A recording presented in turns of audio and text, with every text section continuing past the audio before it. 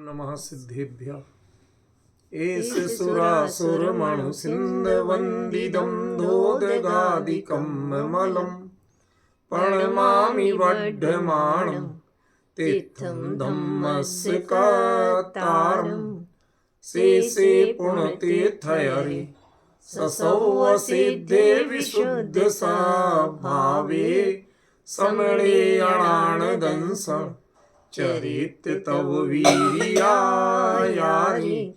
ते सौवे समगम पतेगमेव पतेगं वन्दामि अवट्टन्ते अर्हन्ते मानुषे खेते किच्चा अरिहन्ताणं सिद्धाणं तरणमो गणहराणम् अज्जावैवगाणं साहूढं चैव सौवेसिं तेसिं विशुद्धदंसं प्राणपाणा समं समासिज्य ओवसंपयामि सम्मं जतो निर्वाण संपत्ति। प्रवचन सार परमागम ज्ञान तत्व प्रज्ञापन महाअधिकार गाथा 59 पृष्ठ 105। आवाज सबको क्लियर आ रही है? ठीक है। जादम स्वयं समंतम प्राणमणं तत्थ वित्तडं विमलम रहिदं तु गादीहिं सुहंति गंतियं भणिदम। ज्ञान और सुख का कहाँ से संबंध शुरू होता है वो चर्चा अब पहली बार इस गाथा में आई। अभी तक जो चर्चा थी वो मात्र ज्ञान की थी। ठीक है, इसलिए कोई भ्रम नहीं रखिएगा, क्लियर समझिए। अन्वय मैंने यहां लिख दिया है। अनंत तथ्य वित्थडम विमलमणाणम, अनंत पदार्थों में विस्तृत निर्मल ज्ञान, स्वयं समंतम जादम, स्वयं उत्पन्न हुआ है, किसी से उत्पन्न नहीं हुआ है। और समंतम माने हर पक्ष को स्पष्ट जानता हुआ उत्पन्न हुआ है। तू किंतु ओगहादीहिम रहिदम, वह अवग्रह आदि से रहित है। और सुहम एगंतियम सुहमति भणिदम, और उसमें जो सुख होता है वह एकांतिक सुख होता है। एगंतियम एकांतिक। अब आज का आपके अनेकांतवादी वो अनेकांत परिषद वाले अभियान बोलेंगे, देख लो साहब एकांत की बात करते हैं सोमड़ी। ये उनकी बुद्धि का दिवालियापन है। सम्यक एकांत की बात, ठीक है ना? सम्यक एकांत ही सच्चा है। अनेकांत तो अनेक सम्यक एकांतों का मिश्रण है। समझ में आया ना? इंडिविजुअली तो सम्यक एकांत ही सच्चा होता है। इस गाथा में क्या कहना चाहते हैं आचार्य देव वो स्पष्ट करके फिर इसका दोबारा अर्थ करेंगे हम लोग। पिछली गाथा से क्या लिंक है इसका कि जो केवल के द्वारा जाना जाता है वही जीव को प्रत्यक्ष होता है, और इंद्रियों के द्वारा जो जाना जाता है वह परोक्ष होता है। यहाँ अक्ष माने आत्मा है, अक्ष माने प्रमाण वाला प्रत्यक्ष परोक्ष नहीं है ना, ज्ञान वाला प्रत्यक्ष परोक्ष है जो सिद्धांत ग्रंथों में या न्याय ग्रंथों में कहा जाता है। वो अर्थ नहीं है।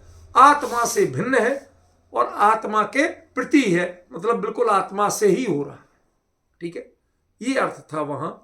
उस अर्थ के साथ ये कहते हैं कि जो ये केवल से ज्ञात जो प्रत्यक्ष होता है उसकी खूबी क्या होती है और उससे हमें लाभ क्या मिलता है। देखो दो अलग अलग प्रश्न है। उसकी खूबी विशेषता क्या होती है, ठीक है, एक तो ये स्पष्ट करो। और दूसरा, ऐसा ज्ञान हम क्यों चाहें? हम ऐसे इंद्रियों जानते रहे तो घाटा क्या है? संसारी जीव तो अपना कौन अपना ठिकाना छोड़ना चाहता? जैसा चल रहा है चल रहा है। समझ में आया? अच्छी चीज लाख दिखाओ, लेकिन जिसको जहां की आदत पड़ी है वो पड़ी है। अनादिकाल से इंद्रियों के से जानने की, उनसे ग्रहण करने की आदत है, तो बढ़िया चल रहा भाई साहब हमारा, देखो केवली के वचन सुने, शास्त्र पढ़े, कुंद कुंदाचार्य के शास्त्र पढ़े, तो बताओ और क्या चाहिए आपको जीवन में। कितनी बढ़िया आंखें देखो जिनवाणी देखती, कितने अच्छे कान है, भगवान की वाणी सुनते हैं, दिव्य ध्वनि सुनते हैं, बताओ इनमें क्या दोष है। ऐसे अंदर में आग्रह बैठा हुआ, इसलिए बात भले ही कर ले कि ये परोक्ष है, ऐसा है वैसा है, लेकिन अंदर में कहता भाई अभी तो हमारा काम चल रहा है, जब परेशानी आएगी जब देखे। समझ गया। लोग बाग जम के मार उड़ाते हैं, ये अभी तो हमारा कोलेस्ट्रॉल ठीक ठीक चल रहा है, अभी तो खाओ पियो, जब हो जाएगा तब रूखी रोटी खाने लगे, तब देखेंगे। समझ गया ना। तो अभी तो इंद्रियों से हमारा चल रहा है ना काम, काहे को हम अभी खाम खामे केवल के चक्कर में पड़े, प्रत्यक्ष के चक्कर में पड़े। जैसा चल रहा है चल ले दो। नहीं नहीं भाई केवल बहुत जरूरी है, जरूरी है तो क्यों जरूरी है, उसमें क्या खास हो जाता है और उससे लाभ क्या मिलेगा ये तो बताओ। दो बातें एक प्रश्न में जुड़ी हुई। क्या केवल से जो ज्ञान होता है, प्रत्यक्ष जो ज्ञान होता है, उसकी खूबी क्या है, विशेषता क्या है, क्या नया होता है हमारे आपके ज्ञान से, ये बताओ। और उससे लाभ क्या होता है। ठीक है आपने कोई बड़ी प्रोसेस कर ली, पर बड़ी प्रोसेस करने से लाभ क्या है, नहीं आया समझ। सुन, कोई कहता कि साहब आप ताजा आटा पीसो, ठीक है ना, अपने सादा बर्तन में, कुकर वुकर नहीं चलेगा, रबर नहीं चलेगी, ये नहीं, उनमें बनाओ, ठीक है ना, ताजा आटा गूंथ के मर्यादा का खाओ। समझ गया ना। ऐसा कहते कि नहीं कहते। तो वो कहते ठीक है भाई, इसमें क्या क्या करना पड़ता है, क्या विशेषता होती और लाभ क्या मिलेगा। कि विशेषता तो ये होती भाई जीव हिंसा नहीं होती, ये तो विशेषता हो। और लाभ क्या मिलेगा कि तुम स्वस्थ रहोगे और तुम्हें पाप भी नहीं बनेगा। समझ गया। तो दो चीजें अलग अलग हो गई, स्वस्थ रहोगे पाप नहीं बनेगा, ये लाभ हुआ, और जीव हिंसा नहीं होती है, ये अंतर। तो यहां यही प्रश्न है कि ऐसे जो प्रत्यक्ष ज्ञान है, केवल से जो ज्ञान होता है प्रत्यक्ष, उस ज्ञान को करने की विशेषता क्या है, क्या खूबी है वो बताओ। और दूसरा, वैसा करने हमने दुनिया भर की मेहनत करके वो कर भी लिया तो हमें फायदा क्या होगा। तुम जानने की मेहनत बढ़ा दोगे हमें। अभी हम आसानी से जानते, आंख से देख लेते, कान से सुन लेते, नाक से सूंघ लेते, जीभ से चख लेते, कितना आसान है। तुम कराओगे कैसे। ना आंख से देखना है, ना कान से सुनना है, और सब कुछ एक साथ जानना है। अच्छा इतनी सारी मेहनत कर भी ले तो फायदा क्या मिल जाएगा। इन दोनों प्रश्नों का उत्तर इस गाथा में दिया। ठीक है ना। मैं किसी की कोई समीक्षा नहीं कर रहा, लेकिन इस गाथा में क्या कहा गया है वो बता दिया, और पिछली गाथा से लिंक बता दिया कि वो जो केवल ज्ञान वाला, केवल वाला प्रत्यक्ष है, वो प्रत्यक्ष में क्या विशेषता होती है जो हमारे आपके ज्ञान में नहीं होती, अवग्रह आदि में नहीं होती। एक तो वो बताओ, और उससे लाभ क्या मिल जाता है, कौन सा बड़ा तीर मार लोगे, सो वो बताओ। समझ गया ना। ये दो प्रश्न हैं, दोनों का उत्तर इस गाथा में है कि जो वह प्रत्यक्ष ज्ञान है वो कैसा होता है। पहली विशेषता है अनंत वित्थडम, आपका ज्ञान किसी एक अर्थ में या सीमित अर्थ में विस्तृत होता है। आंख ने कितना देख पाएगी, जितने सामने लोग बैठे, या एक चीज देख पाएगी। समझ गए ना। तो वो अनंत अर्थ में विस्तृत नहीं। वो चाहे भी कि मैं सब अनंत पदार्थों को जान ले, तो तुम 3 काल में नहीं जान सकते।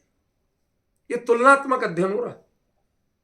अवग्रह आदि का ज्ञान, उसकी क्या खूबी है, वो एक अर्थ या सामने विद्यमान जो अर्थ है थोड़े बहुत उतना जानता है, वह अनंत पदार्थों को नहीं जान सकता। इसलिए प्रत्यक्ष ज्ञान जरूरी है। ठीक है। दूसरा क्या है, विमलम, वो निर्मल होता है। तुम जितना जानते हो वो अस्पष्ट होता है।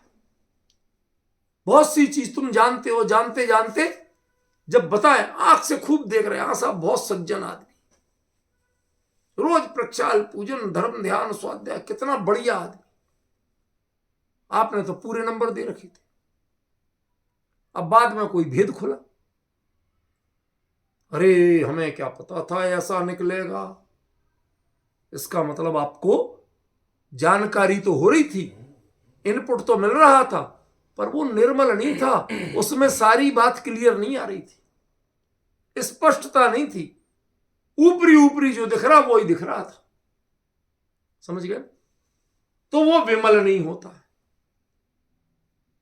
जो हमारा आपका ज्ञान है उसमें क्या कमी होती है कि एक तो वो अनंत पदार्थों में विस्तृत नहीं होता है, ये तो हुआ ज्ञेय पक्ष से, और ये हुआ ज्ञान पक्ष से कि वो निर्मल नहीं होता है। ठीक है ना? तीसरा ये प्रोसेस पक्ष से कि ये इंद्रियां, आंख खुले रोशनी हो तो दिखाई दे। अभी लाइट चली जाए तो गाथा पढ़ पाओगे? बोर्ड से पढ़ पाओगे? कुछ नहीं कर पाओगे। समझ रहे ना? कमी हुई कि नहीं हुई? परेशानी आई कि नहीं आई? कि आप चाहो भी तो वो अपने आप नहीं कर सकता, गे भी चाहिए, प्रकाश आदि भी चाहिए, आंख का नंबर भी ठीक होना चाहिए। समझ गए? फिर वो भाषा आदि भी आना चाहिए। अब जिसको प्राकृत नहीं आती हो तो क्या पढ़ेगा इसे? समझ गए? तो ये सब बहुत सी मजबूरियां हैं, वो अपने आप नहीं होता है, उसके लिए अनेक साधन जुटाना पड़ते हैं। वो पराधीन वृत्ति है, स्वाधीन वृत्ति नहीं। ठीक है? अभी तो ये सामान्य शब्दार्थ कर रहे हैं, कुछ नहीं। फिर समंत, वो सब पक्षों को एक साथ नहीं जानता। आंख देखेगी तो वर्ण को देखेगी, उसे रस का पता नहीं। जीभ चखेगी तो रस चखेगी, उसे वर्ण का पता नहीं। नाक सूंघेगी, गंध सूंघेगी, उसे शब्द का पता नहीं। हर चीज की मर्यादा है, हर चीज की सीमा है। वो समंत नहीं है, सब पक्षों को एक साथ जानने वाला नहीं। ठीक है? ये वो दोनों बातें हैं प्रोसेस की। ये दोनों क्या है? प्रोसेस। ठीक है? ये क्या है? ये। और ये क्या है? ज्ञान की खूबी, विशेषता। समझे?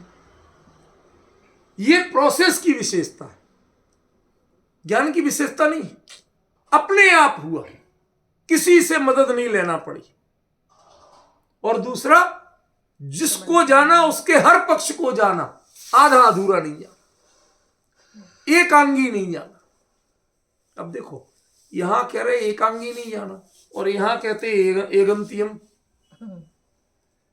मतलब ऊपर की पंक्ति में ज्ञान में एकांत नहीं चाहिए, सारे पक्ष चाहिए, और सुख में एकांत चाहिए। अब ये सब बातें खुलेंगी, एकदम नहीं खुलती। संकेत कर रहा हूं ये तो, कि इसमें क्या क्या बातें आएंगी, क्या क्या चीजें आचार्य कहां कहां डिफरेंट डायरेक्शन दे रहे हैं। एक बार पहले शब्दार्थ तो समझ लो शांति से, आकुलता क्यों करते हो? ठीक है? और जादम माने उत्पन्न हुआ, माने ये ज्ञान स्वभाव की बात नहीं है, ज्ञान पर्याय की बात है। समय सार में जो कहा गया वो ज्ञान स्वभाव की बात की गई, पर्याय की बात नहीं की। वहां तो पज्जे मूड़ा ही पर संज्ञा कह देते। समझ गया? वहां तो पर्यायों से पार देख ले तू स्वयं भगवान है। हमारे विजय जी बड़ा अच्छा गाते हैं। गाना एक चीज है और मानना समझना दूसरी चीज है। गाते बहुत अच्छे, इसमें कोई शक नहीं, लेकिन कौन चीज कहां लगाना ये भी समझना पड़ेगा। विजय जी, एक आदमी था, समझदार तो बहुत था, लेकिन एक्सपेरिमेंट करता था। समझ में? तो उसने कहा कि पजामा में हाथ में पहन लूं, हाथ भी दो हैं और पजामे में पांचे भी दो हैं, वो हाथ में पहन लूं और कुर्ता पैर में पहन लूं तो कोई घाटा है? कोई घाटा नहीं। उसमें भी दो बनी हुई है बाहें,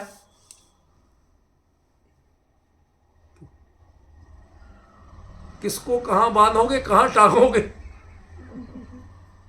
पजामा यूं करते रहना है? और उसमें कुछ नाड़ ही नहीं है बांधने का, तो कसोगे कहां? और नीचे तक कंधे हैं, शोल्डर है, तो जो चलोगे तो आधे मुंह गिरोगे।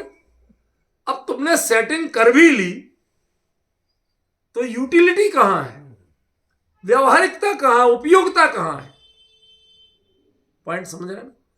तो हमारे लिए हर चीज की कहां कौन की सेटिंग है, कैसी उपयोगिता है, वो भी समझना पड़ेगा। समय सार का दृष्टिकोण समय सार में और प्रवचन सार का दृष्टिकोण प्रवचन सार।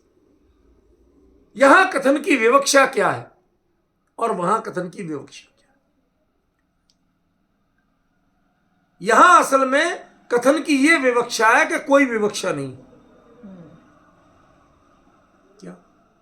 यहां कथन की वो विवक्षा है जिसमें कोई विवक्षा नहीं। सादा कथन। समझ गए? जो है सो कह रहे। और समय सार में जिससे तुम्हारा भला होगा उसको कह रहे। विवक्षा है। वस्तु में है कि नहीं हमें क्या लेना देना, तुम्हारा भला कैसे होगा, जिससे भला होगा वो बता रहे। समझिए? नींद जरूरी है कि नहीं है? स्वास्थ्य सामान्य प्रश्न कर रहा हूं, कोई तात्विक नहीं कर रहा हूं। सामान्य व्यक्ति के लिए स्वस्थ रहने के लिए नींद जरूरी है कि नहीं है? तो एक काम करना, ट्रेन आने में 10 मिनट है, एक झपकी ले लो। अरे इस समय तो चाहे ऐसे आंखें खोलना पड़े तो अभी आने ही नहीं देंगे नींद, मेरी ट्रेन निकल जाएगी। अब आप ही बात करते नींद आना जरूरी है, आप कहते सो लो, तो कहते अरे तुम मेरे दुश्मन हो क्या, उल्टी सलाह दे रहे हो। अब अच्छी और बुरी क्या होती? प्रयोजन। वो विवक्षाओं से है। जब विवक्षाओं के कथन होंगे तो एक बार वही सही कहलाएगा, एक बार वही गलत कहलाएगा। वस्तु स्वरूप का जो कथन होगा उसमें कभी गलत नहीं होगा, वो सदा काल सत्य है। समझ में है ना?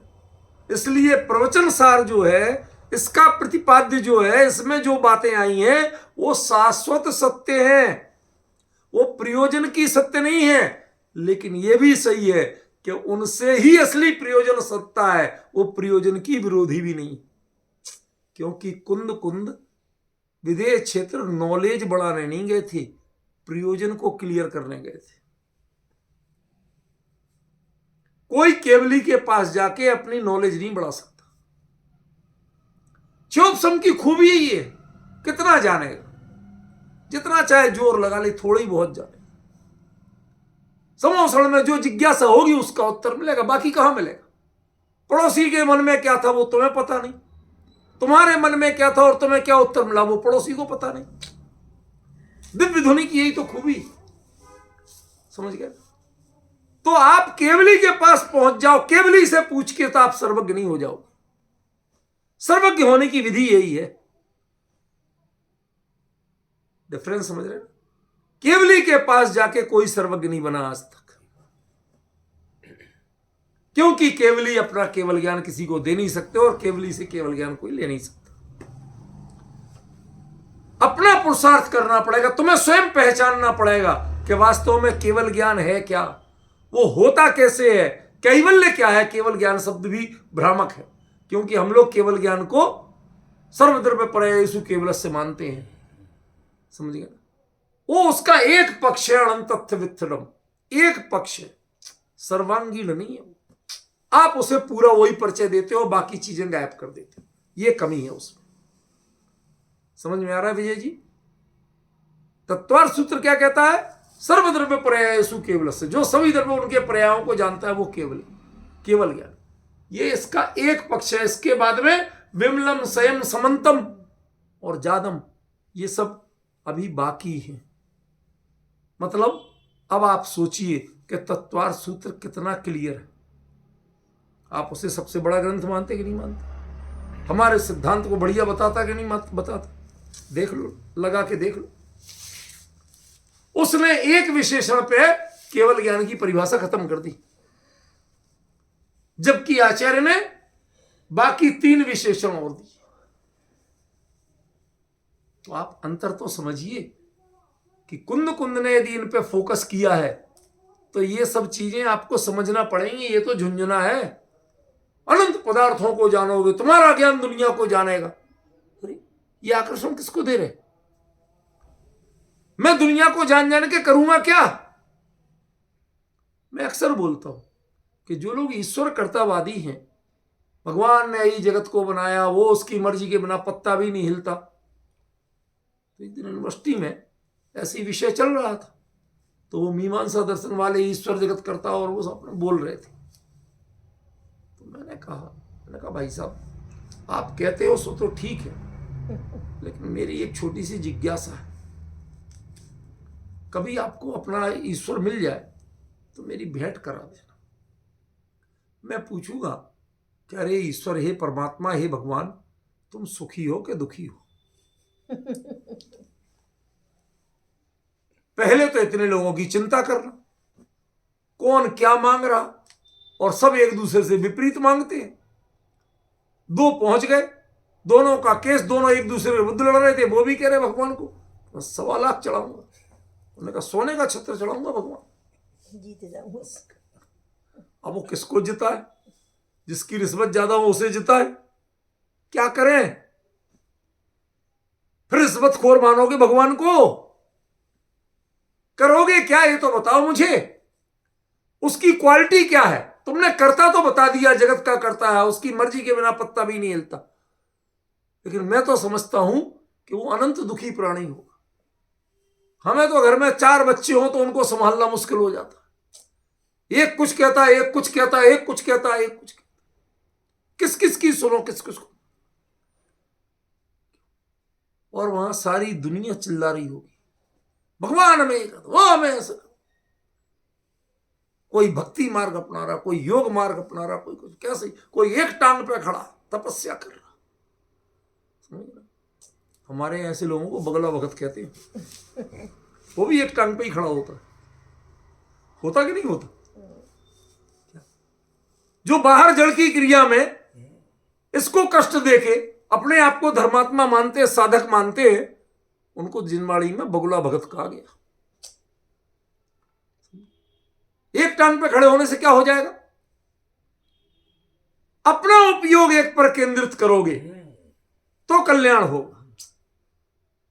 एक टांग पे खड़े रहने से केवल ज्ञान नहीं होगा। हमारे बाहुबली बिल्कुल अविचल खड़े रहे, 1 साल खड़े रहे, क्या हो गया था? बेलें चढ़ी, बामियां चढ़ी, सांप ने बिल बनाए, सब कुछ हो गया था, केवल ज्ञान हुआ था। इससे बड़ा प्रमाण और क्या चाहिए कि देह के कष्ट देने से आत्मा की विशुद्धि नहीं होती है, ज्ञान की परिपूर्णता, निर्मलता नहीं आती। यह मार्ग कुछ और है, यह विधि कुछ और है। आपको किसी ने पढ़ा दिया और आप देह के कष्ट को अपनी शान मानने लगे। बहुत साल पहले की बात है, सच्ची घटना बताता हूं, नाम नहीं बताऊंगा। एक बड़े आचार्य थे, तो वो ऐसे दिखाते मंच पे, मैल लगा, चिपक गया, जम गया, पपड़ी पड़ गई ऐसी। तो लोग देख रहे, अरे महाराज जी स्नान वृत्ति हैं, देखो कितना मैल लग गया, सूख गया, ये तो हमारी शान है। किसकी शान है? पुद्गल की या आत्मा की? किसकी शान है? ये दुनिया तुम्हारे ऊपर रीझेगी, वाहवाही करेगी, जय जयकार करेगी, तुम कितने बड़े हो जाओगे। मान का पारा तो बढ़ सकता है, ज्ञान का पारा नहीं बढ़ सकता। ज्ञान की निर्मलता का तरीका कुछ और है, ज्ञान की परिपूर्णता का तरीका कुछ और है। ये तुम्हारी बाहर की साधना, ये ज्ञान की परिपूर्णता का साधन नहीं। इसलिए आचार्य ने कहा 2 विशेषण। पहले तो अपने आप होना चाहिए, तुम किसी से लेके आओ, और उसके बाद कई बार आप आते हो, अचानक आ गए घर में, तो भले व्यक्ति होते हैं। देखो, जो हो वो दे दो, बनाओगे नहीं।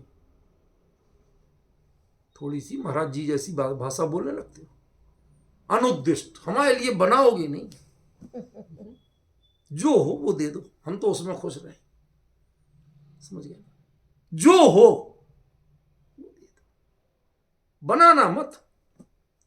ऐसे ही किसी के यहां मांगने मत जाना। क्या करें, आप आए, दूध शाम को ही खत्म हुआ था, अब चाय बनाना थी, धीरे से बच्चे को भेजा पड़ोसन के यहाँ। रात हो गई थी, 10 बज गए थे, सारी दुकानें बंद हो गई। पड़ोसन के यहाँ भेजा, जरा बच्चे को थोड़ा सा एक गिलास में दूध मांग लाओ आंटी से, अंकल आए हैं चाय बनाना। यदि उसे पता चल जाए, भाई मैंने कहां से कहां चाय की, तुम इतने अच्छे घर की हो कि तुम दूसरों के यहां से मांगने जा रहे, मांगने की नौबत आ गई तुम्हें, नहीं चाहिए मुझे चाय, मैं पीते ही नहीं। डिफरेंस समझ? तुम्हें इंद्रियों से मांगने की नौबत आ गई है, इनपुट ले रही हो इंद्रियों से। स्वयं अपने आप होना चाहिए, किसी से इनपुट नहीं लेना है, किसी की मदद नहीं लेना है, किसी की अपेक्षा तुम्हें नहीं है। वही ज्ञान निर्मल हो सकता है जिसे किसी की अपेक्षा है। जो पर की आस करेगा वो कभी निर्मल नहीं हो सकता। आपने पिक्चरों में देखा होगा कि वो जो विलेन होते ना, विलेन, वो क्या करते हैं, टेक्निकली देखो तो हीरो से पिट रहे होते, हार रहे होते, फिर क्या करते हैं, आपकी कमजोरी को सामने ले आते, कभी माँ को, कभी बहन को, कभी बीवी को, कभी बच्चे को सामने ले आते हैं गन पॉइंट पे। तेरे में बहुत ताकत है ना, अब चला घूसे।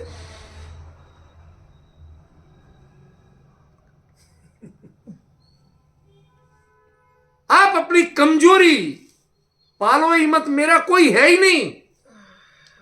जिसका कोई नहीं हो उसको किस बात पे कमजोर करेगा? जब तक पर में आपका आकर्षण, पर से आपका संबंध विद्यमान है, पर के प्रति आपकी रुचि विद्यमान है, तब तक आपके लिए ब्लैकमेल करेगा ज्ञान। वो अधूरा रहेगा, पंगु रहेगा, कषाएं आप पर हावी होंगी। और जब जो ज्ञान पर की ओर देखे ही नहीं, गुरुदेव गाते थे एक भजन बारंबार, प्रभु मेरे तू सब बातें पूरा, पर की आस कहा करे चेतन, कई बातें तू अधूरा प्रभु मेरे। उनके तो भले ही बहुत सरल होते थे, लेकिन जब वो बोलते थे ऐसा लगता था कि हृदय के एक एक तार को झकझोर के कह रहे। आज एक नई शैली चल गई है। यदि उनके लिए चमर डुला रहे हैं, ये कर रहे हैं, अर्घ चढ़ा रहे हैं, नहीं करते हो तो हम तुम्हें उनका भक्त मानने को तैयार नहीं है, तुम्हारी नकली भक्ति। अरे नकली तो तुम्हारी है, जो उन्होंने जीवन भर सिखाया कि मिथ्यात्व छोड़ो। सबसे पहले तुम उनके नाम पे मिथ्यात्व पाल रहे हो और ऊपर से हमें कहते हो। उनके असली भगत हम हैं, 100% 24 कैरेट के हैं। क्यों? क्योंकि उन्होंने सबसे पहले खुद मिथ्यात्व छोड़ा था और पूरा जीवन मिथ्यात्व छुड़ाने पर लगा दिया। ऐसा नहीं है वो समय सार के अलावा और ग्रंथ समझते नहीं थे। कई ग्रंथों पर उन्होंने स्वाध्याय किया, पर समय सार पे फोकस इसलिए किया कि वो एकमात्र मिथ्यात्व छुड़ाने वाला ग्रंथ, उसका फंक्शन और कुछ नहीं है। वो देशव्रत महाव्रत भी नहीं करा सकता, श्रेणी भी नहीं करा सकता, उसका एकमात्र रोल है मिथ्यात्व। इसलिए उन्होंने 19 बार समय सार का स्वाध्याय किया। और उनके समय सार के स्वाध्याय सुनने वाले जब उन्हीं के नाम पर घृत मिथ्यात्व पालते हैं तो बड़ी पीड़ा होती है। समझ गए? इसलिए ये मत सुनाओ हमें। तुम हमें जितना चाहे कुछ भी कह लो कि साहब ये तो ऐसे हैं और वैसे हैं, ये नकली हैं। हाँ तुम कह लो नकली, लेकिन उनकी जो असली संवेदनाएं थी वो हमारे जीवन में जीवन भर प्रतिध्वनित है और जीवन भर रहेंगी। उसने हमें क्या दे दिया, किससे क्या ले लिया जो आज भी हम उनके गीत गाते हैं? किसी आपकी संस्था से कुछ नहीं लेता हूं, कोई आकर्षण नहीं है, और खरी बोलता हूं तो कई सारे बिदकते ही हैं, मैं उसकी भी परवाह नहीं करता। क्यों? क्योंकि ये उन्होंने सिखाया था कि लोग चाहे पत्थर मारें चाहे फूल बरसाएं, हर स्थिति में गायक की धुन गाना, दूसरी मत गाना, सत्य को ही बोलना, दूसरा मत बोलना। विजय जी सच बात बताता हूं, आप क्या कहेंगे, ललितपुर और भोपाल के ट्रैक पर एक बीना नाम का स्टेशन है, कुछ लोग जानते होंगे, शायद देखा होगा। मैं उस समय बहुत छोटा था, मुश्किल से रहा होऊंगा तो 8 साल का रहूंगा, 8-9 साल का। वहां मुक्षु मंडल वालों का रेलवे लाइन के साथ ही एक मंदिर बना, उसका कार्यक्रम हो रहा था, उसमें गुरुदेव श्री पधारे। तो ललितपुर से पिताजी हम सबको लेके गए, चलो बेटा ट्रेन में बैठ के चलो अपन, वहां हमारी बुआ रहती थी, चलो। हमारे बुआ फूफा जी सब लोग कांजी स्वामी का नाम सुन के भड़कने वाले, एक भी नहीं थे, लेकिन वहां मुमुक्षु थे नाम मात्र के, गिनती के। और वहां पर मतलब तिल रखने को जगह नहीं, रेलवे की पटरियों तक पे चारों ओर बैठे हुए और उनकी वाणी सुन रहे, आनंदित हो रहे। हमारे फूफा जी बोलते, हमने तो भैया पहली बार सुना कांजी स्वामी को, और कुछ भी हो लेकिन उनकी बात में तो वजन है। शरीर की क्रिया करने से कल्याण शरीर का होगा कि आत्मा का? वो मिथ्या तो छुड़ाने पे जोर देते हैं और दूसरी क्रिया को उन्होंने कहा पहले सम्यक दृष्टि होगा तब देशवृत्ति होगा तब महावृत्ति होगा। तुम सम्यक्त को नहीं पाना चाहते हो, पहले देशवृत्त महावृत्त की बात करते हो, होगा कहां से? बिना नींव के खिड़की दरवाजे बनते हैं कभी? यही दृष्टांत दिया था गुरुदेव ने। कहते बात तो खरी कह रहे, हम उनके उस व्यक्तित्व के, उस स्वरूप के, उनके उन वचनों के अनुयायी हैं, जीवन भर हैं, रहे हैं और जीवन भर रहेंगे। कौन है हमें मना करने वाला? जितने चाहे फतवे दे दो हमें, ना हमें उन तथाकथित भक्तों की परवाह है और ना विरोधियों की परवाह है। सारे विरोधी विरोध करें तो भी जीवन भर उनके गीत गाएंगे, और सारे भक्त मुझे बिगड़ा हुआ कहें तो भी उनके जीवन भर गीत गाएंगे। रोक सको तो रोक लो, क्योंकि हम उनके सत्य के अनुयायी हैं। आप उनके आडंबर के भक्त हो। कोई पैरों की छाप पूज रहा है, कोई फोटो पे अर्घ चढ़ा रहा है, समझ रहे ना? कोई उनके लिए चमर डुला रहा है फोटो पे। क्या हो गया आपको? जिन शासन की मर्यादा क्या है, सारा विवेक खो दिया आपने। हम उनके शब्दों में वो अंतरंग की मस्ती देखते थे, वो अंतरंग में स्वानुभूति का प्रकाश देखते थे, जिसके बल पर वो मस्ती से गाते थे, प्रभु मेरे तू सब बातें पूरा, पर की आस कहा करे चेतन। और वो प्रवचन सुन के सब पर की आस में भागते थे। खाली बात ये, क्यों? सबको भोजन की भूख लगी, कहां है इंतजाम, सबसे पहले पूछते थे। उसके बावजूद ये सब होगा, उसके बावजूद उन्होंने वो गीत गाना बंद नहीं किया। यहां आचार्य क्या कह रहे? स्वयं ज्ञान हो लेकिन अपने से हो, वह किसी से इनपुट लेके नहीं हो, किसी से भीख मांग के नहीं हो, किसी के मिसगाइडेंस को गाइडेंस मान के नहीं हो। समझ रहे ना? ये सत्य है। और उसके साथ समंतम, तुम 9 सिर के हो जाओ। आपको पता है हमारे यहां एक कहावत चलती है, 9 सिर के हो जाओ। 9 ही सिर के हो जाओ क्यों कहते? 10 सिर के हो जाओ क्यों नहीं कहते? रावण के लो, इसके कारण 9 ही सिर कहते, 10 नहीं कहते। और उसमें एक और अंतर है, कि 9 में तो बैलेंस बनेगा, 4 इधर 4 इधर, एक बीच में, 10 में बैलेंस कहां करोगे, डिसबैलेंस हो जाए। वो पता नहीं कैसे करता होगा। हमारे यहाँ तो ऐसा है ही नहीं। हमारे यहाँ तो 9 लखा हार पहना, उनमें उसका 9 मड़ियों में 9 उसके चेहरे दिख रहे थे, और एक था ऐसे दशानन कहा गया। हमारे यहाँ ऐसा कहा ही नहीं गया। हमारी यूनिवर्सिटी में एक रामचरित्र और राम रावण युद्ध पर पूरी बड़ी सेमिनार हुई, तो मैंने बोला था उसमें, मैंने कहा कि यदि राम के चरित्र में मानवीयता का निष्ठापन किया है तो जैन कवियों ने किया है, आप लोगों ने उनके लिए हम लोगों से दूर किया है, कल्पित लोक में ले गए हैं। जैनों ने उन्हें वास्तविक धरातल पर प्रस्तुत किया। हमने कहा आप हनुमान जी को बंदर कहते हो, हम तो नहीं कहते। वो उनके कपि ध्वज थे, उनके राजवंश के जो ध्वजा थी उस पर कपि का चिन्ह था, बंदर का चिन्ह था। हमारे भी तीर्थंकरों के कई चिन्ह होते हैं। अविंद्रनाथ स्वामी का चिन्ह भी बंदर है, तो हम उनकी जगह बंदरों को नहीं पूजते, पूजते हैं उन्हीं को। तो आपने बंदर का अधिष्ठान उनके व्यक्तित्व में क्यों कर दिया? हम तो उन्हें कामदेव जैसा सुंदर मानते। समझ रहे हो?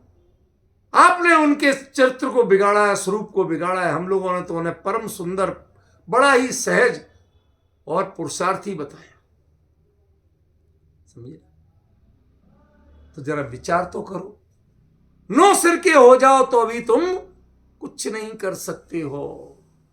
जितना चाहे बड़ा ज्ञान ले लो, एक बार में कोई भी एक ज्ञान का तुम्हारा जो प्रणमन है, विज्ञान जो है, अब ज्ञान नहीं कहना चाहिए, कुंद कुंद की भाषा में विज्ञान कहना चाहिए, तुम्हारा कोई भी जो विज्ञान है वो किसी वस्तु के सब पक्षों को नहीं जान सकता। द्रव्य को जानेगा, क्षेत्र को नहीं जानेगा, क्षेत्र को जानेगा, काल को नहीं, काल को जानेगा, भाव को नहीं जानेगा। अरे पुद्गल में भी स्पर्श रस गंध वर्ण चारों को कहां जानते हो? तो कई बार बता चुका हूं। क्यों? नींबू खट्टा है, कौआ काला है, गुलाब खुशबूदार है। हर एक में एक ही एक तो मजे ले रहे हो, बाकी के मजे कहां ले रहे हो? कहां जान रहे हो? अरे विकल्प तक करने को तैयार नहीं हो। स्पर्श रस गंध वर्ण चारों चीजें हर पुद्गल में है कि नहीं है? लेकिन सबके विचारोगे तो अभी नींद खराब हो जाएगी, उल्टी आने को तैयार हो जाएगी। कोई कह दे कौए का रस क्या होता है तो क्या होगा? समझ गए ना? वो बढ़ ही ठीक है भाई साहब। समंत दो, हर पक्ष से जाने, निर्विकार भाव से जाने, निर्मल रहते हुए जाने, कोई पक्ष अधूरा ना रहे, कोई पक्ष अस्पष्ट ना रहे। उस ज्ञान को, वो प्रत्यक्ष ज्ञान है। और जो अभी हुआ, इसके पहले नहीं था।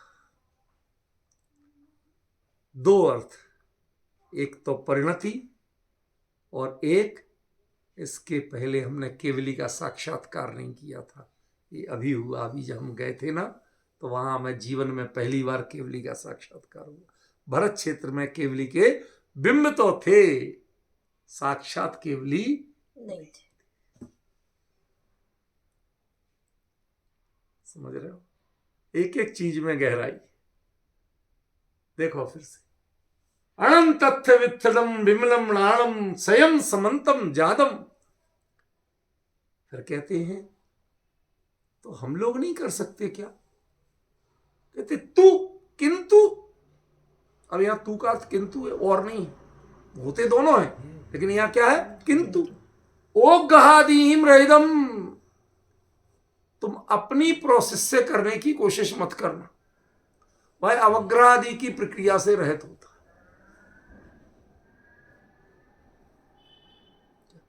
मैंने आपको एक बार दृष्टांत दिया था कि जापान के स्कूल में, उसके स्कूल की मैम पढ़ाती बच्चों को कि चांद की दूरी कितनी है, कि 200 किलोमीटर प्रति घंटे की रफ्तार से कार से चला जाए तो 380 साल में पहुंच जाएंगे।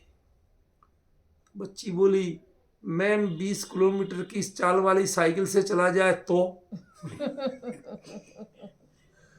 कहते सड़क का है ना, कार जाने को सड़क है वहां, और ना साइकिल जाने को। कहां दिमाग खराब कर रहे हैं, इनसे कोई नहीं पहुंच सकता। वो तो खाली दूरी बताने के लिए बात की थी। ये जो खूबियां बताई हैं ये अवग्रह वाले ज्ञान में नहीं होती। ऐसा ज्ञान कभी कर ही नहीं सकता है, और जो ऐसा ज्ञान होगा उसमें अवग्रह, ये आवाय धारणा, इनकी क्रमिक प्रक्रिया होगी ही नहीं, पराधीन प्रक्रिया होगी ही नहीं, संभव ही नहीं है। आचार्य कुंद कुंद जब ये गाथा लिख रहे थे तो अवग्रहादि पूर्वक लिख रहे थे कि अवग्रहादि के बिना लिख रहे थे? पूर्वक लिख रहे थे। मैंने कई बार कहा ना विजय जी, ऐसे लिखता हूं मैं, ऐसी बातें करता हूं कि ये क्या लिखा है, सफेद काले सफेद लिखा है ना, पढ़ने में आ रहा है? नहीं दिख रहा हो तो बताओ, अब दिख रहा है? लिखा है सफेद। कौन से रंग से लिखा है? काले से। उच्चारण सफेद है, स्वरूप काला है। शब्द बात केवल ज्ञान की कर रहे हैं, कैवल्य की कर रहे हैं, लेकिन उनकी सारी, जिससे रहित कह रहे हैं, वो सारी प्रक्रिया उसी से युक्त है। जिस दिन जिस क्षण कैवल्य होगा उस क्षण कोई उसका वर्णन करने वाला, लिखने वाला, बताने वाला, समझाने वाला नहीं है। जरूरत ही खत्म। ये अवग्रह या वह धारणा की प्रक्रिया नहीं होगी उसमें। अभी छोड़ने को तैयार हो? कोशिश तो करो। 24 घंटे में आधा घंटे सही आप जब सामयिक करते हो, कैसे रहना, भगवान जैसे रहना। अरे भले आदमी भगवान जैसे कैसे रहना, कभी सोचा है? यह प्रक्रिया है अवग्रहादि। अवग्रह का त्याग करो, चलो अवग्रह का त्याग हो, अय्य का त्याग हो, अवाय का त्याग हो, धारणा का, सारे इस विकल्प जाल का त्याग करो। मुझे किसी इंद्री से कोई इनपुट नहीं लेना, ना लेना है ना देना है। ज्ञान को इंद्रियों के माध्यम से लगाना ही नहीं है, ना इंद्रियों के ना मन के।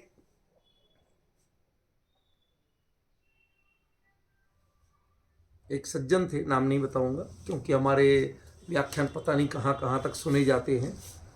वो यूट्यूब वाले हमें भेजते हैं कि 1 महीने में अब तो काफ़ी 40,000 घंटे सुने गए, कोई कहता, कभी कहता 45,000 घंटे सुने गए। पता नहीं कौन कौन सुन रहा है, आप लोग तो इतना सुनते नहीं, आप तो यहीं सुन के रह जाते हो। और कौन सुनता है मुझे पता नहीं। हाँ विजय जी मानता हूँ आप तो सुनते हो। ये कहते मैं तो सुनता भी हूँ लिखता भी हूँ। सुनो सुनो क्या कहना चाहता हूँ, इसलिए थोड़ा सा बच के चलता हूँ। तो एक सज्जन थे, वो हमें मिले कहीं, बहुत सज्जन थे, धर्मात्मा थे। कहते साहब मैं रोज 1-1 घंटे 3 बार सामयिक करता हूं, सारे विकल्प छोड़ के सामयिक करता हूं। तो मैंने उसमें पूछा, हमने कहा क्या दिखता है? अरे साहब कभी अनंत परमात्मा साक्षात दिखाई देते, कभी सिद्ध परमात्मा, कभी आचार्य परमेष्ठी, कभी कभी तो विहार करते हुए मुनिराजों के साथ में भावों में विहार कर रहा होता, कभी सम्मित शिखर के टॉप पे खड़ा दिखाई देता, अपने आप को देखता। हमने कहा भाई साहब ये सब है क्या? ये अवग्रहादि है क्या? इससे भिन्न है? गंभीरता से लेना विजय जी। जितनी प्रक्रिया आप करते हो उसके लिए इतने बड़ा प्रहार कर दिया। आप विकल्प जाल जुटाते हो, कल्पना के ताने बाने बुनते हो, और सब पौद्गलिक भौतिक पूर्व स्मरण किए हुए चीजों का स्मरण कर करके उस धारणा ज्ञान को वापस उघाड़ उघाड़ के देखते हो और देख के अपने आप को मानते हो कि हम शायद धर्म ध्यान के क्षेत्र में आगे बढ़ रहे हैं। कैवल्य के मार्ग ये नहीं, वो ओगादिहिम विरहितम, वो अवग्रह आदि अवाय धारणा है, पौद्गलिक ज्ञान, वर्ण का ज्ञान, गति का ज्ञान, इन सब के ज्ञानों से रहित होता है। इनसे ऊपर उठोगे तब समझ में आएगा कि आपने सामयिक की है। कभी आपके गान में कानों में गुरुदेव की वाणी गूंजती है, कभी कहते हैं मैं तो असक्ता मानो ओंकार ध्वनि गूंज रही। क्यों? ये जो कान जो इनपुट देते हैं वो क्या है? अवग्रही यावा धारणा के अलावा कुछ और है? स्मृति पृथ्वी ज्ञान तर्क अनुमान आगम के अलावा कुछ और है? नहीं है। वो प्रत्यक्ष बना, उनमें रंच मात्र भी नहीं है। पहले ज्ञान को प्रत्यक्ष बनाने की कोशिश करो। यदि है हिम्मत तुम में तो ये कोशिश करो। कौन सा जाप पढ़ना, कौन सा पाठ पढ़ना, तमाशा बना रखा है। नाम लेते हो काय उत्सर्ग और हाथ जोड़ गए किसने कह दिया? तुम्हें पूरा पक्का पता होता है काय उत्सर्ग माने काय का विकल्प तक छूट गया, और तुम्हें पक्का पता होता है कितनी बार गिना, कौन सी उंगली पे उंगली चली, अंगूठा चला, पता होता है कि नहीं होता है? हर चीज नकली माल। नाम कह रहे हो काय उत्सर्ग, कहां है काय उत्सर्ग? जिन शासन की जो प्रक्रिया है वो साची है, जो शब्द हैं वो साचे हैं, उनका प्रयोग विधि अलग है। आप शब्दों में सत्य खोज रहे हो, सफेद में सफेदपना खोज रहे हो, वो तो काला है। उच्चारण सफेद है, स्वरूप काला है। समझिए ना? आप इनमें मत खोजिए, इनसे जो प्रतिपाद्य हो उसमें खोजिए। कभी आपने उसकी कोशिश की? कभी पहचाना उसे? वो ओगहादिहिम रहियम, पहली शर्त है। वो अवग्रह या अवाय धारणा ज्ञान के जितने 336 प्रकार का मति ज्ञान कहा गया। श्रुतम मति पूर्वम दैनिक द्वादश भेदम, अनेक भेद कहे गए। द्वादश तो भगवान की वाणी और दूसरे कारण से कहे गए। असल में हमारे विकल्प जाल के अनुसार तो अनेक भेद कहे गए, श्रुत के भी। समझे? ये जितने भी हैं इनमें कोई में भी कैवल्य की प्रक्रिया नहीं है, प्रत्यक्षत्व की प्रक्रिया नहीं है। ये अवग्रह आदि के बिना होते नहीं है। इनमें पौद्गलिक जो स्पर्श रस गंध वर्ण और शब्द हैं उनसे अतीत नहीं होते। आज आपको थोड़ा खुलासा कर रहा हूं, कल तो इसका विस्तार करूंगा ही। ज्ञानार्णव ग्रंथ पढ़ा है आपने, आचार्य शुभचंद्र। उसमें व्यवहार धर्म ध्यान के जो भेद कहे उसमें अनेक प्रकार की धारणाएं कही।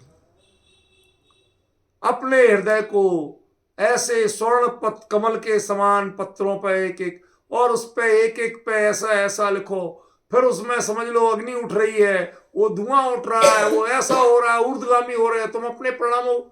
अरे भगवान, देखा क्या रहे हो हमें, ये तो बताओ।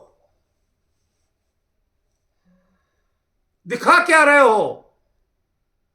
धुआं होगा तो कालिक तो होगी ना, वर्ण ही होगा। वह वर्णातीत कहां से हो जाए?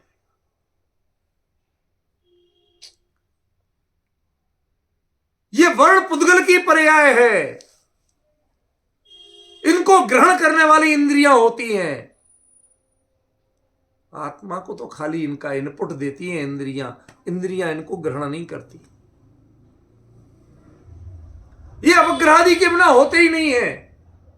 और जो वास्तव में असली मोक्ष की साधना है, मोक्ष का स्वरूप है, वो तो कैवल्य की साधना है। ज्ञान को प्रत्यक्ष बनाने की कोशिश करो, और प्रत्यक्ष के लिए एक महत्वपूर्ण शर्त दे दी, ओगहादिहिम विरहितम। अवग्रह या अवाय धारणा ये पौद्गलिक संरचना, स्पर्श, रस, गंध, वर्ण, शब्द, इन सब से पार होना चाहिए।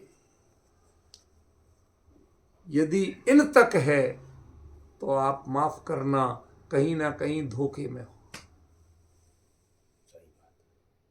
आपके लिए कहा कुछ जा रहा, कुछ कह के कुछ पकड़ाया जा रहा।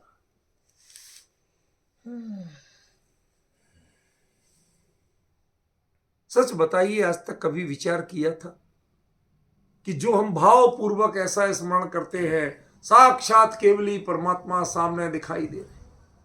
एक रात में बहुत खुश हुआ, बहुत साल हुआ, अष्टानी का पर्व चल रहा था, बड़े भाव से हमने अर्थ किया।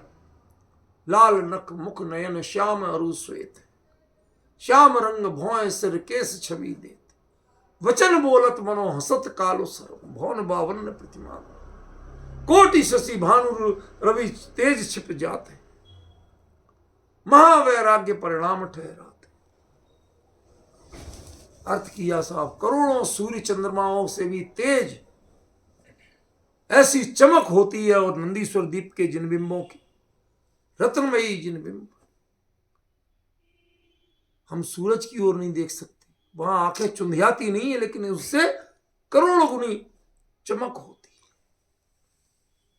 रात को ऐसा लगा, निद्रा की अवस्था में वही चिंतन चल रहा था, जैसे मानो हम वहां दर्शन कर रहे हैं, ऐसे भव्य जिनबिंब, इतना विशाल आकार,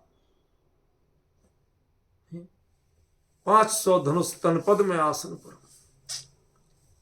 कल्पना कर रहे 500 धनुष के कभी कोई आकार देखा नहीं है हमने, लेकिन बहुत विशाल, बहुत विशाल, ऐसे चमक रहे, ऐसे ऐसे रंग बिरंगे सारे हीरे मोती माणिक जैसे, सबके कौन कहां लगना चाहिए सब लगे। एक बार तो बहुत हर्ष हुआ, अरे हम नहीं जा सकते थे, लेकिन भावों से तो हमने दर्शन कर लिए, बहुत प्रमुदित हुआ। फिर अगले क्षण विचार किया कि दर्शन किसके किए,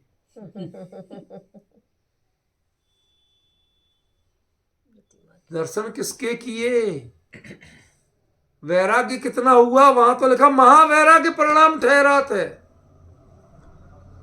ये देवगण जो वहां जाते हैं, नंदीश्वर सुर जाई ले वसुद्रव है, क्यों जाते हैं, क्योंकि तुम अविरति हो, लेकिन तुम्हें मोक्ष जाना है, तो वैराग्य के परिणामों का इनपुट करो, फ्यूल भरवाओ। वो वहां जाके अपने परिणामों में वैराग्य का आधान करते हैं। समझे, तुम्हें चमक तो दिख गई, क्या वैराग्य भी आया? वैन नहीं कहे लखी हो तो सम्यक धर्म, धर्म माने धर्म नहीं है, धर्म माने धारण करना। क्या इससे सम्यक तो हो गया? जो तुम्हें चमक दिखी, चमक से सम्यक तो नहीं होता, रत्नों की चमक आभा से सम्यक तो नहीं होता, बहुत विशाल आकार दिख जाए सम्यक तो नहीं होता, करोड़ों मंदिर दिख जाए तो सम्यक तो नहीं होता। जब कर्म फिलॉसफी से देखोगे तो लगेगा हां, ये लक्षण ऐसे जरूर है कि जहां मोहिनी कर्म के स्थिति अनुभाग घट रहे तो ऐसा होता है, स्थिति अनुभाग घट रहे, लेकिन ध्यान रखना, महीनों की मेहनत में घटते हैं और सेकंडों की भूल में बढ़ते हैं। ये मोहिनी कर्म के बारे में एक खतरा जानना विजय जी, आप पूरे जीवन तत्वाभ्यास कर करके जितना मोहिनी कर्म के स्थिति अनुभाग घटा पाओगे, एक क्षण के अज्ञान का भाव, मोह का भाव बढ़ा, और वो एक सेकंड में 70 कूड़ा कोड़ी हो जाए। समझ गए? प्रयोग लब्धि वाला करता है, पूर्वबद्ध कर्मों की स्थिति अंतः कोड़ा कोड़ी सागर प्रमाण है, लेकिन कर्ण लब्धि में नहीं चढ़ पाए तो अगले ही क्षण वो वापस 70 कोड़ा कोड़ी हो सकता। उतना बढ़ने के लिए उसे घंटों नहीं चाहिए, तुम्हें वो घटाने के लिए घंटों चाहिए, महीनों चाहिए, लेकिन बढ़ाने के लिए तो एक सेकंड ही काफी। ये उनके लक्षण तो हो सकते हैं, लेकिन ये प्रत्यक्ष के लक्षण नहीं है, ये तुम्हारे वैराग्य के लक्षण नहीं है, ये सम्यक्त्व के लक्षण हैं। इसलिए इन पे मोहित मत होना। विजय जी बहुत शांत भावों से सुनना।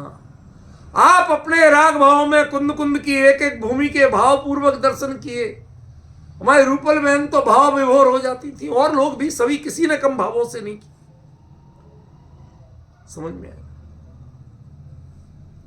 बहुत विरले लोग थे जिन्होंने ऐसे भाव किए। कई लोग फैशन परेड में भी रहे, सब तरह के रहे, किस किस को क्या कह सकते थे। जिसके जो भाव थे वैसे रहे। हम किसी का वो कमेंट्स नहीं करना चाहते, लेकिन हम तो अंतरंग परिणामों को आते हैं। हाँ, सबने भाव पूर्वक वंदना की। समझी ना? अब मर्म समझो। असली क्या मर्म था मेरा कहने का। इसके बाद भी इस पर मोहित मत हो जाना। इसका मतलब इतनी जानना कि मोहिनी कर्म के स्थिति अनुभाग घट तो रहे इनसे, इनसे कुछ नहीं होता ये नहीं कह रहा हूं मैं। घटते तो हैं, लेकिन महीनों की मेहनत में जितना घटता है, सेकंड की भूल में उससे कई गुना बढ़ता है। इसलिए ये जो प्रक्रिया है ये खरेखर सांची प्रक्रिया नहीं है। सांची प्रक्रिया तो ये ऐसा प्रयास करो जिसमें अवग्रह आदि से रहित, इसकी गुलामी नहीं करना पड़े, तुम्हारा ज्ञान स्वतंत्र होके जानना सीखे। उसमें मूर्तिकपना नहीं झलके, ना वो मुत्ती गदम हो और ना मुत्तम हो। शब्द मात्र बोलूंगा, अर्थ नहीं बताऊंगा, वो सब बहुत बोल चुका। ना वो मुत्ती गदम हो ना मुत्तम हो। फासो रसो व गंधो, ये सारी गाथाओं के अर्थ आपको ख्याल में आ रहे हैं। कुछ नहीं आना चाहिए। ऐसा अंतर से जब ज्ञान उदित होगा, जादम होगा, तो वो सीधा कैवल्य का रास्ता जाता। वो शॉर्टकट वो नहीं अपनाता, एक एक करके के पहले ये सीढ़ी फिर वो सीढ़ी फिर वो सीढ़ी। क्यों? भरत ने कितने गुण स्थान लिए थे? सारे कितने चढ़े थे? कौन गिन रहा था? कब देशवृत्ति हुए थे वो? ये सब होना जरूरी नहीं है, इनकी परवाह मत करो। ये पैसेंजर ट्रेन में चलने वालों को सारे स्टेशन आते हैं, उन्हें पता चलता है। राजधानी में और दूरंतों में जाने वालों के लिए कब स्टेशन आया और कब गया नाम तक नहीं पढ़ पाते, और स्पीड इतनी होती है। ऐसे ही कैवल्य की साधना वालों की स्पीड इतनी होती है कि उन्हें जगत के गेय का नाम तक नहीं पढ़ सकते। अभी तो आपको सब पता होता था। नंदीश्वर द्वीप जैसी प्रतिमाएं दिखी, सम्मेद शेखर जी के पहाड़ पे अपने आप को देखा, आप बहुत हर्षित होते हो। ये पैसेंजर ट्रेन के पैसेंजर हो आप, बुरा मत मान। ट्रेन तो वो भी। ये साधना की पद्धति अद्भुत दिखाई। ओ गहादि हिम रहिदम, एक बार अवग्रह आदि की प्रक्रिया से रहित अपने ज्ञान को स्वयं समंतम और विमलम बनाओ। आज आप एक ग्रंथ 4 गाथाएं पढ़ते हैं तो आपको हाफ जाते हैं, अरे साहब इतना पढ़ा, आज इतना लिखा। वहां अनंत तथ्य वित्थनम, अनंत पदार्थों को जानते तो हाफ नहीं निकलती है। श्रम नहीं होता है, थकान नहीं आती है, सहजता रहती। ज्ञान में थकान नहीं होती है, जिस जो थक जाए वो ज्ञान नहीं होता। सचिन, ये तू लिखता करता कुछ नहीं है आजकल। ज्ञान में थकान नहीं होती, और जो थक जाए वो ज्ञान नहीं है। समझे कि नहीं? ये आचार्य बताना चाहते हैं। इसलिए कहा ओ गहादिहिम विरहिदम। कोशिश तो थी कि आज पूरा अर्थ कर दूंगा, पर आखिरी पंक्ति रहेगी। चलेगा, कल चलेगा, आज समय हो गया, कल इसकी चर्चा आगे बढ़ेगी।